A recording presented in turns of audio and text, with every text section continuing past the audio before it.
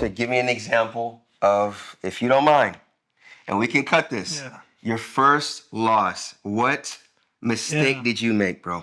My first loss was possibly like one of my biggest lessons. Okay. You know, I was young. I was on a 4-fight winning streak. This is like when I started MMA. Everything was happening very quick, and I fought someone that I really was like maybe 3 times better than him.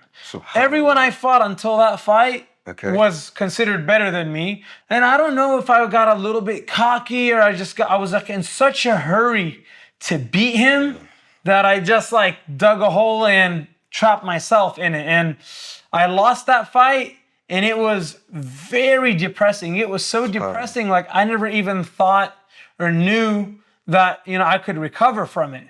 Like, alhamdulillah, I never ever was even close to even thinking suicidal thoughts. Like that wasn't even something that ever crossed my mind. Right. But at some point I was like, people that commit suicide because of depression, I kind of understand why they would do it. Like it wasn't ever crossing my mind, but I was like, I kind of get where they're coming from, because I just felt I got really famous really quick when I was young. And that fight, everyone watched it. Like I'd go to the masjid, people would talk about it. I go to school, people would talk about it. Everywhere I went, people would talk about it and ask me questions. People thought I even sold the fight off and got paid because of how much they didn't expect me to lose that fight. And it's beautiful how you said, I understand with people that commit, I understand what world they were in. I see it, but I choose not to go. So did you have people around you that were like in your corner, literally and metaphorically? Like so that's what helped me really bounce back. Was my dad was always in my corner.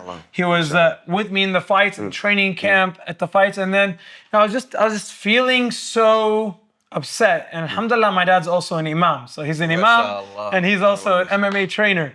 So you know, sometimes I just tell him like, well, Dad, you know, why? Like why? You know, like why did I lose? Like I did everything, I trained so.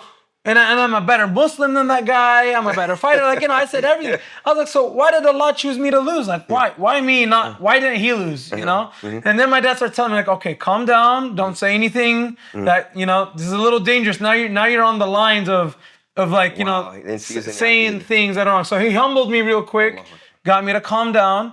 Then he said, you're a fighter, right? You fight. You fight. That doesn't mean you're winning every second of every day. It means you fight. So whether you have an opponent and you beat him, you won the fight. If you lost, then you have to fight back. And if it's not that same opponent, you fight back within yourself, like shaitan. The shaitan and the loss itself, and now you're being tested. And that's really it. You know, he always told me, like, even when I won big fights, you know, we'd celebrate, we'd be so happy. He was like, by the way, this could still be a test. Like, it's still part of that test. You know how when you lost, you were tested? This win could also be a test, so use it for the good. And alhamdulillah, I still have my mom and I still have my dad. They're always there to like just humble me and keep me in check no matter what.